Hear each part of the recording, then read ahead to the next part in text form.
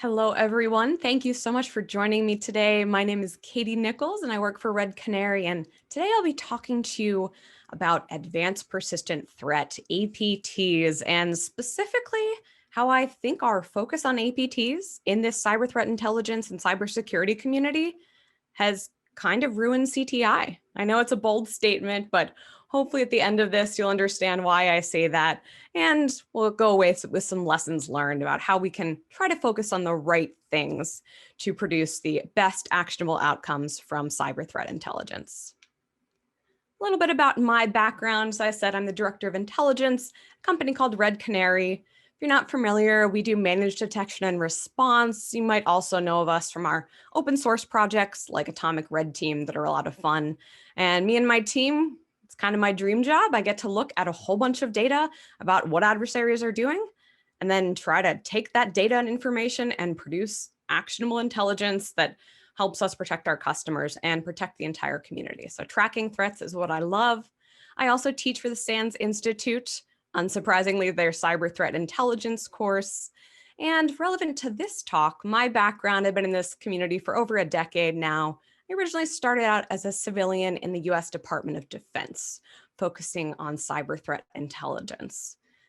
That's what I love, but I don't always work. I promise when I am not working, I like to work out on my back deck. I do CrossFit at home. I also bake. So those two things balance each other very nicely. And I'm pretty active on Twitter, so you can find me at Like the Coins. Don't overthink it. Hint, it's based on my last name, my Twitter handle. Cyber threat intelligence, that's my passion. That's what I love. So think for a moment. You can type it in chat if you want. When you think of the term cyber threat intelligence, CTI, what do you think of?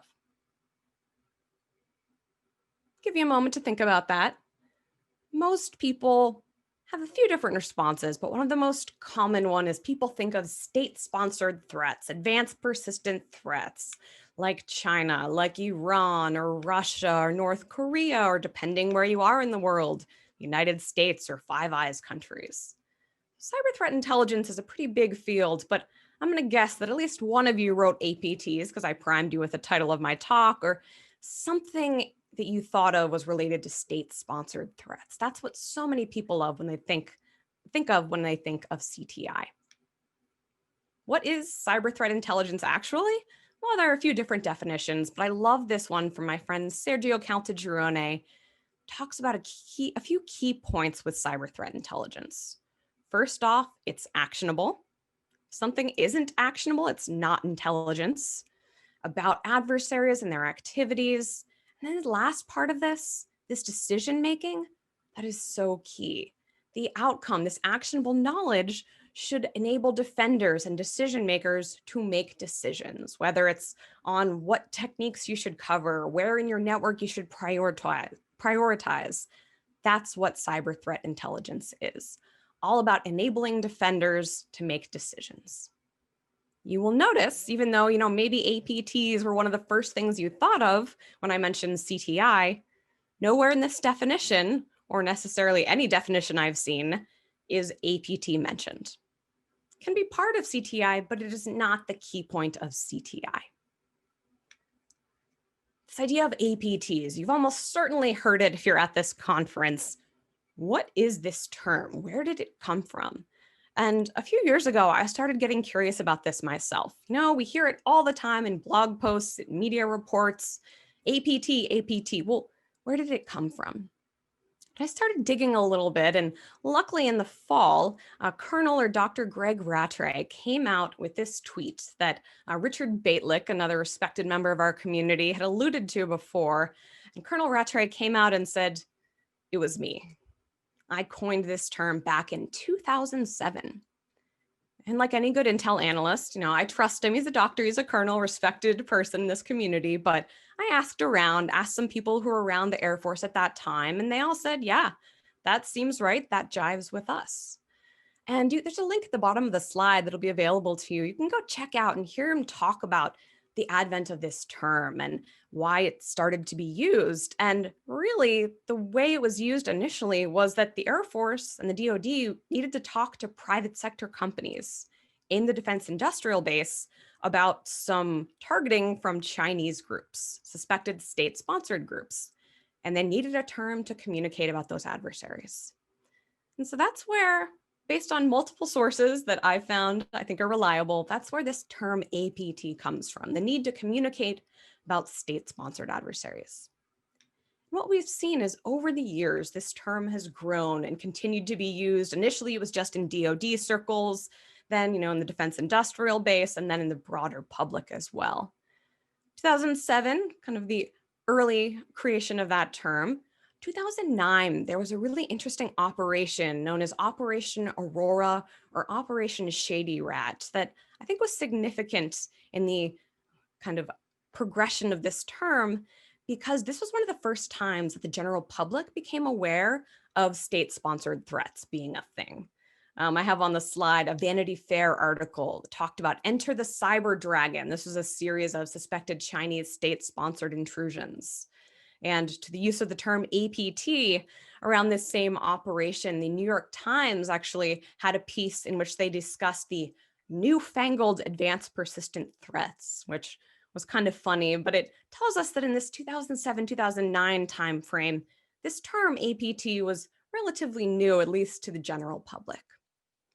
Another key date in the evolution of the term APT was really in 2013 when Mandiant released their famous report on APT-1, a suspected Chinese state-sponsored group. And this was a really key moment in the entire cyber threat intelligence community, in my opinion.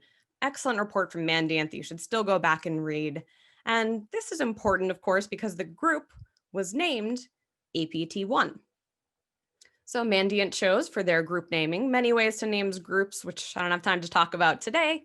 For any state-sponsored actors and groups, they use the designation APT. So APT-1, fairly well-known report in the community. And since 2013, as I'm sure you're aware, this term APT just keeps being used. And the challenge with it is its origin was mostly to refer to Chinese state-sponsored threats, but it's become to be a little more broadly used than that and a little more complex. Think about the term itself, advanced persistent threat. We know how it was initially used, but if you look at the term on face value, advanced, what does advanced mean? There are different levels of advanced, right? Do you have to be really stealthy to be advanced? Does a tool have to be custom created to be advanced? So advanced is a tough word. And then what about persistent? How persistent? Anyone with kids, right? Those kids are probably persistent, right? Does an APT have to bother you every 2 minutes to be persistent? Every day, every month, do they have to target you? Should they be targeting you specifically or your industry or anyone to be persistent? So these are some of the challenges with this term advanced persistent threat that was created for a specific purpose, but then over the years, it's kind of taken on a life of its own. And so while this is a term that we use in the community, I'd suggest as much as you can, think about if there's a more specific term that you can use. Generally, though, I found that the term APT in the community means state-sponsored, and that's how I'll be using it through this presentation. So we've talked about the origin of this term APT, some of the problems with it. Now let's talk a little bit about why over the past decade plus, this term, as well as the whole overall concept of APTs and state-sponsored actors, why has that caught on? Why is it something that is one of the first things you think of when I mention cyber threat intelligence?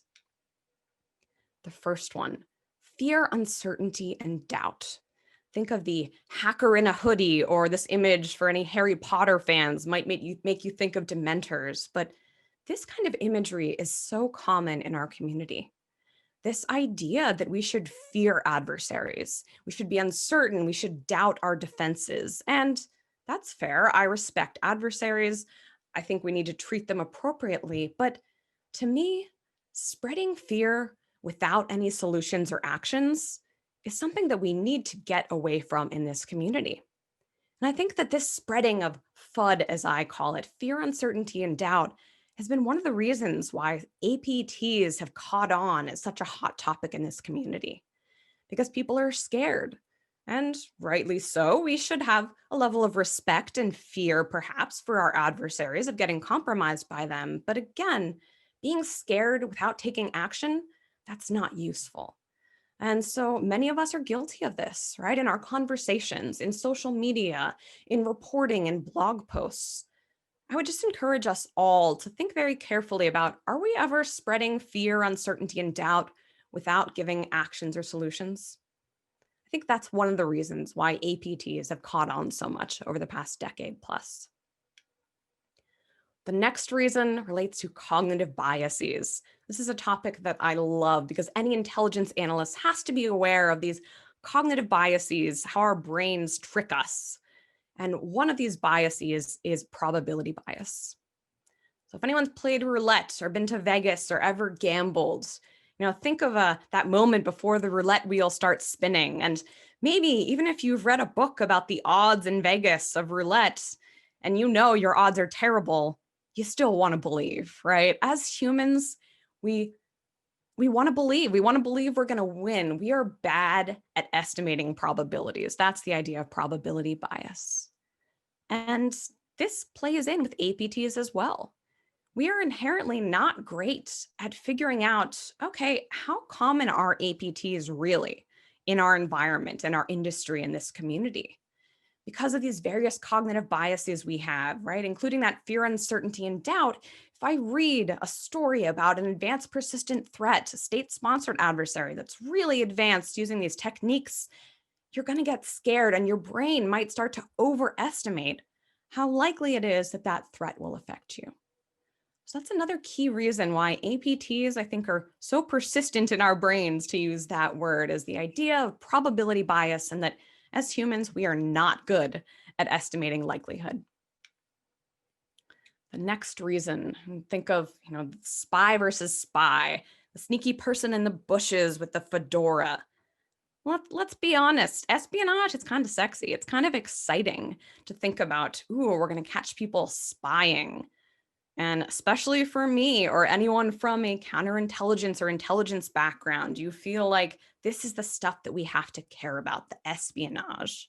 And as an analyst day to day, if you have a choice between reading a blog post about a foreign intelligence service, and reading about the latest crimeware, that blog post on espionage might be a little more alluring. It might be a little more exciting to you. So I think this is another one that we as a community just have to be honest. Some of us just kind of think espionage is sexy and cool. It's a little bit alluring. So another reason why I think APTs have caught on. The last reason is one that I haven't heard too many people talk about. This idea of where cyber threat intelligence, this field, was created and how it's migrated. This is where I get to go to my background. I started in this field in the US Department of Defense.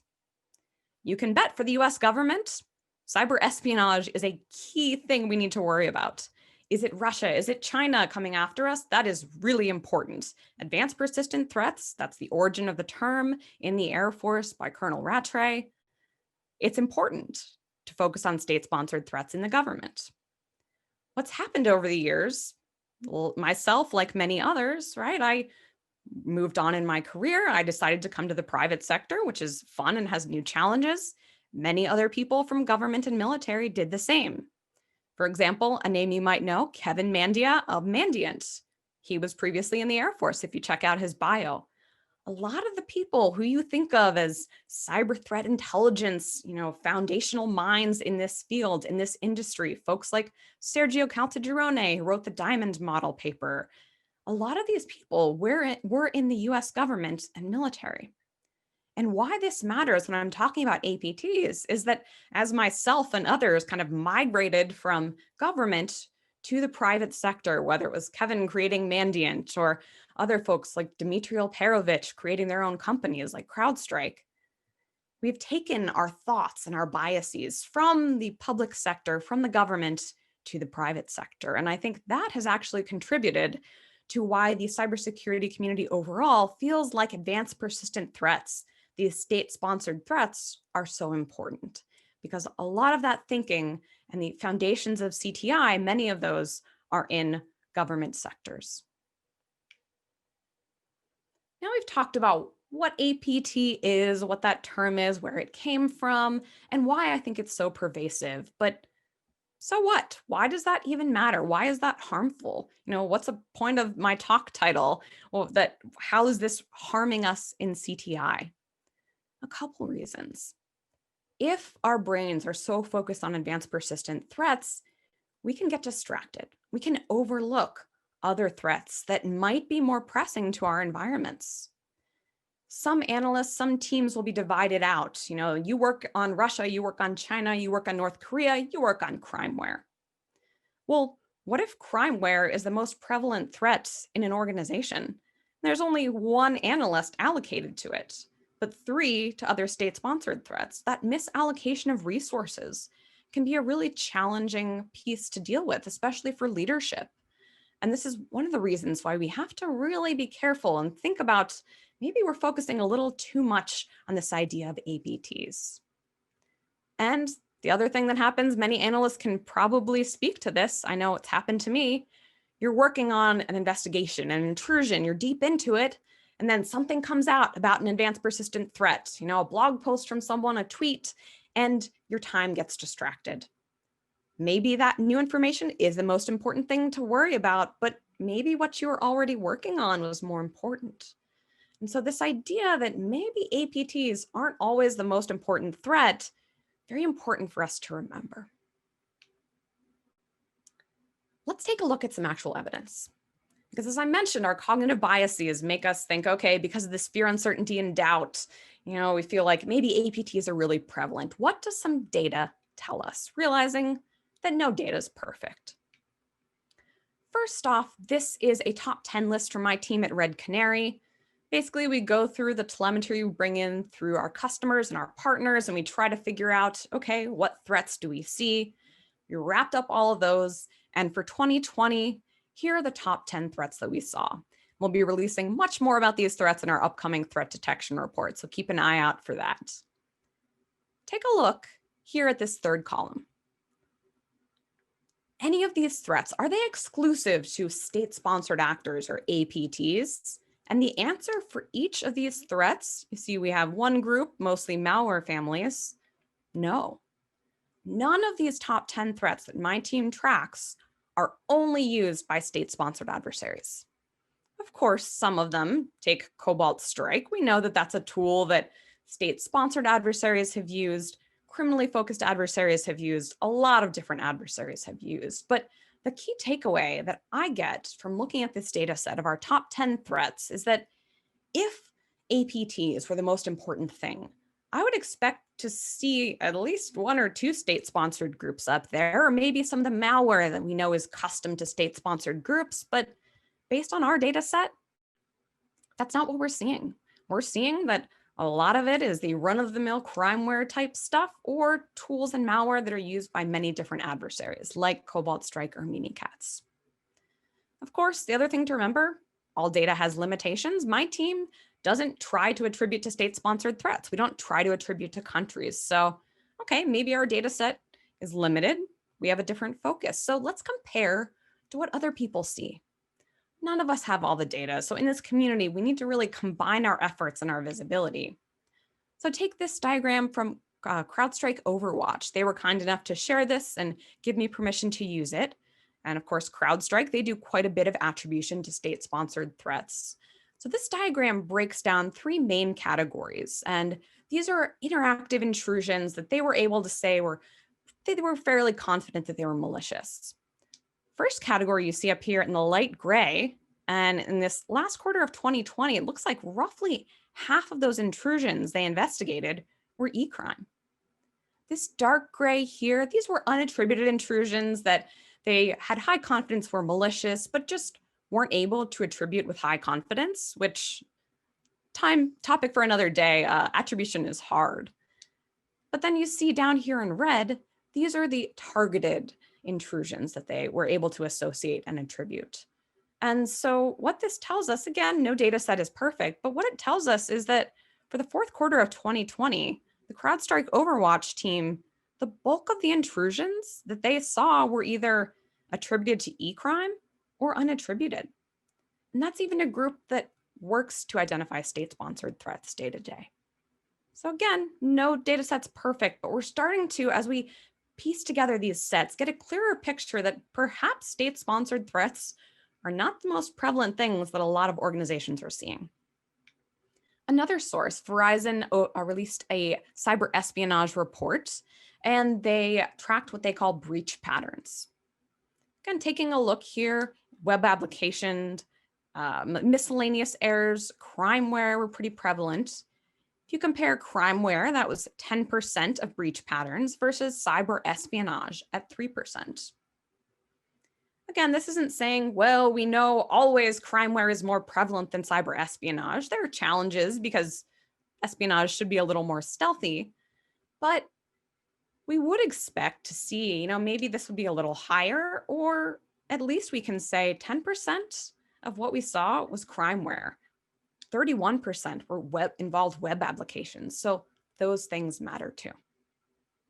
So again, data is imperfect. And as analysts, we have to interpret and assess what it means. But taken holistically, my team, the CrowdStrike Overwatch team, what Verizon has compiled, this data in totality is telling me that perhaps state-sponsored threats are not the most common thing that most teams see. If we shouldn't focus just on state-sponsored threats, well, what should we care about?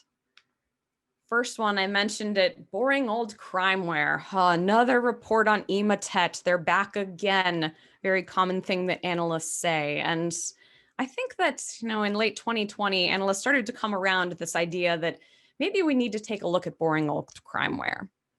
So for example, the family known as Bazaar, Bazaar Loader and Bazaar Backdoor. My team saw very directly what happens when a user opens an attachment with Bazaar. We saw some discovery, some trust discovery, and then we saw the adversaries dropping Cobalt Strike.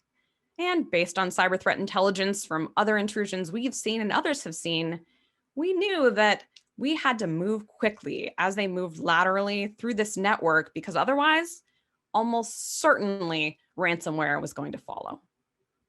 So a lot of people maybe want to overlook, Qbot, Emotet, Bazaar. It's just crimeware. It's not sexy state-sponsored stuff, but boring old crimeware is incredibly important to watch out for, because we call them ransomware precursors.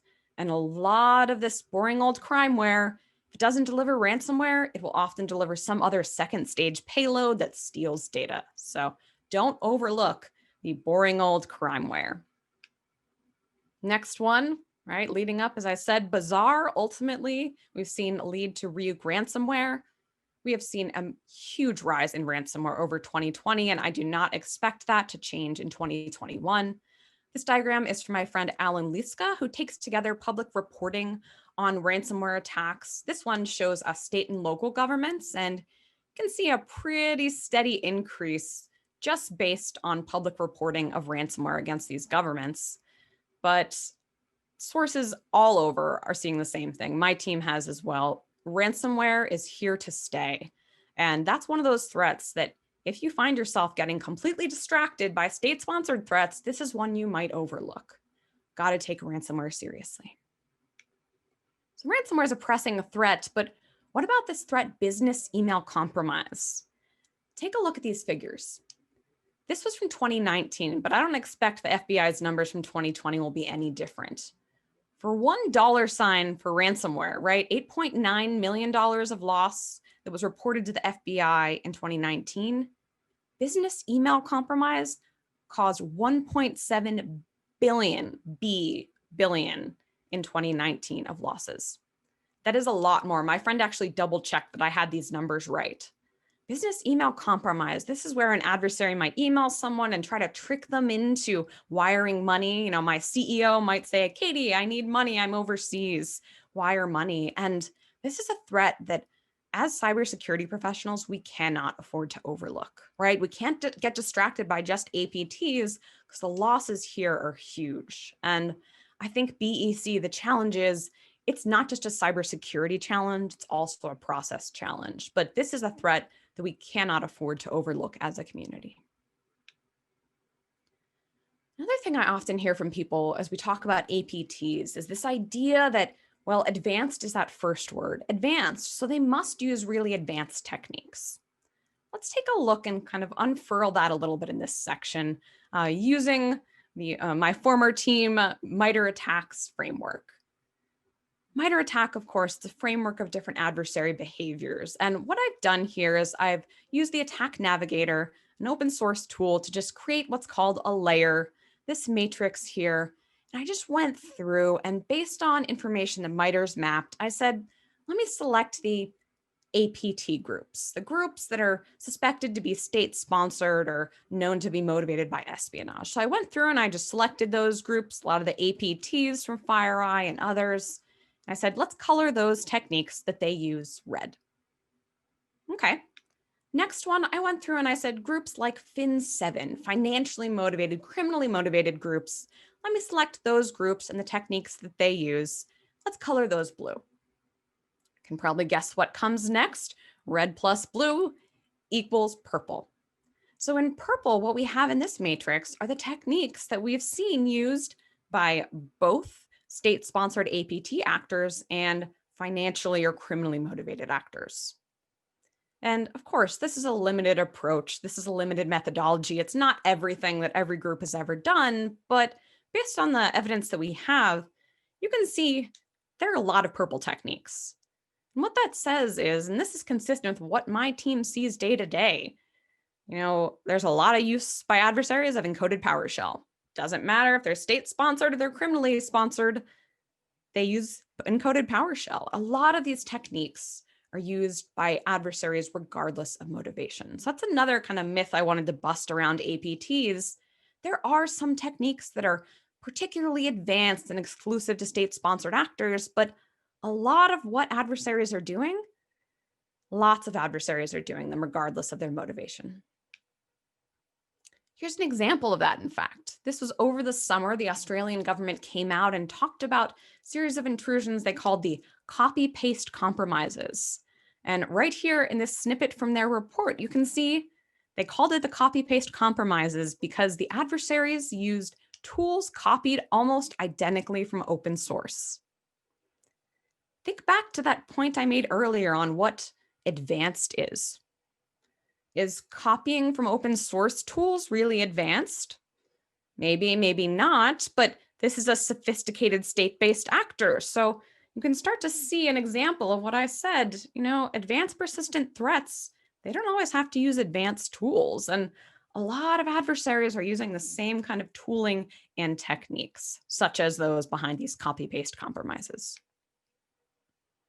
What's the point here? What does this tell us? As I said, there's significant overlap between techniques and tools that are used by APT and non-APT groups. Of course, there are a couple very sophisticated techniques. I won't use the word advanced. Very sophisticated techniques or custom-built tools to evade defenses. But honestly, those are less common. Maybe it's because we just don't see them, but the bulk of the information that I talked about earlier, right? What are the common threats we're seeing? It's a lot of the common techniques and tools that are used by lots of different adversaries. That's the bad news, right? APTs, for a lot of reasons that we talked about, we focused on them quite a bit as a community, and that can harm us by taking our focus away from the threats that really matter. Well, how do you make sure you focus on the right threats? Good news, there is hope. And so let's talk through that as we start to wrap up our discussion. Thinking about this problem of focusing too much on APTs, someone asked me, where is this problem, Katie? Where is it in the intelligence cycle? If you're not familiar, this is just the cycle that intelligence goes through: planning and direction, collection, analysis, dissemination, etc. And in my opinion, a lot of the focus on APTs comes in at this planning and direction phase. Because of what we talked about, right? Those reports that we read, the fear, uncertainty, and doubt are cognitive biases. And so if we can start to plan for our cyber threat intelligence better, that's going to help us hedge against this problem of focusing too much on APTs. Part of planning and direction, you have to form requirements, any CTI team, and these are just problems that you want to solve or try to address with cyber threat intelligence. Maybe they're questions you're trying to answer. Couple examples, maybe you want to know what assets in my organization are at the highest risk to be targeted by adversaries, or maybe what gaps do we have that, might be exploited by adversaries using certain techniques. Because if you know the gaps, the defenders can then take that intelligence and fill them. So these requirements, trying to focus on what you actually need from your cyber threat intelligence, the questions you need to ask, it's a great way to hedge against focusing just on APTs, because maybe you end up figuring out that you have visibility gaps an APT might exploit. Maybe you don't. But focusing on your requirements and your needs helps you make sure you focus on the right threats. The other key thing we can do to help us focus on the right threats is called threat modeling. And this is a concept that a lot of software creators use as well. But from an intelligence perspective, I think of threat modeling is just matching up us, our organization, our assets, and matching that up with adversaries and threats, trying to figure out, okay, what do we have that an adversary might try to steal or compromise? And looking at the overlap between those two, that's how you get the threats and the threats that really matter to you. I've written about this. There's a link in the bottom if you're interested in threat modeling and an intelligence-based approach to that. It's a whole separate presentation, but simply stated, threat modeling is about bringing together what you have that the adversaries care about and trying to think about the threats that might be most likely to affect your organization. If you don't do threat modeling, here's what happens to a lot of organizations. You will read media reports. We all do that. We read blog posts, right? Our leadership asks us about certain threats, and we have in our mind the things that cause fear, uncertainty, and doubt. And so those things become the them. We think of the adversaries that we need to worry about as whatever we're hearing, whatever our mind tells us we need to focus on. And predictably, if that's what you rely on to figure out the threats you need to focus on, you're almost certainly going to say we have to focus on APTs. If you do threat modeling, though, and you take time to think about what threats will really affect us, maybe you look at what threats have you seen in the past for your organization or your industry? What's most likely to target you based on what you've seen or others have seen, or your knowledge of adversaries, or what's most likely to impact you? If you start to think carefully and do threat modeling, that's going to result in you focusing on the threats that really matter. Maybe it's some that I talked about. For most organizations, it's almost certainly going to be ransomware. Maybe the threats that matter to your organization after you do this threat modeling include APTs. And if they do, awesome. That is fine. If it meets your requirements, you might want to focus on APTs. But what I've found for many organizations, when they sit down and think honestly about the threats that matter to them, it ends up a lot of those are not advanced persistent threats. Wrapping up here with a couple takeaways that I hope you leave this presentation on your mind.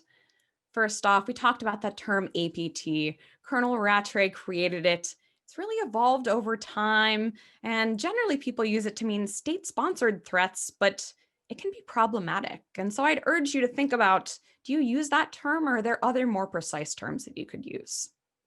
Other key takeaway, I'm all about cyber threat intelligence, about informing decisions.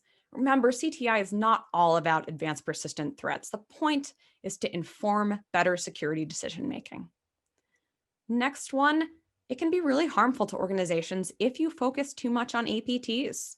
It can distract your time from threats that matter, but the good news is that by focusing especially in that planning and direction phase of the intelligence cycle, you can start to use things like requirements or doing threat modeling to make sure you focus on the right threats and have the best chance at being able to successfully defend your organizations.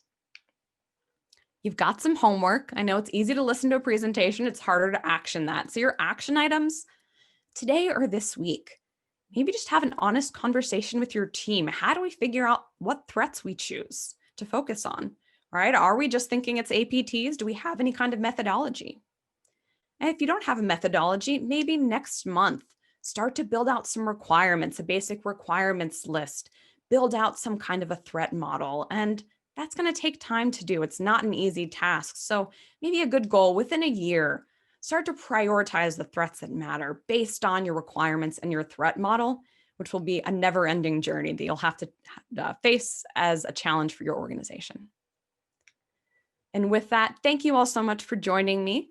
Shortly, I'll be having a live Q&A. So if you have any questions for me, you want to dive deeper on any topics, please feel free to join that. We'll put that in the chat and you can find it on the homepage as well. You're always welcome to reach out to me on Twitter at LikeTheCoins. And with that, thank you all so much. Have a great day.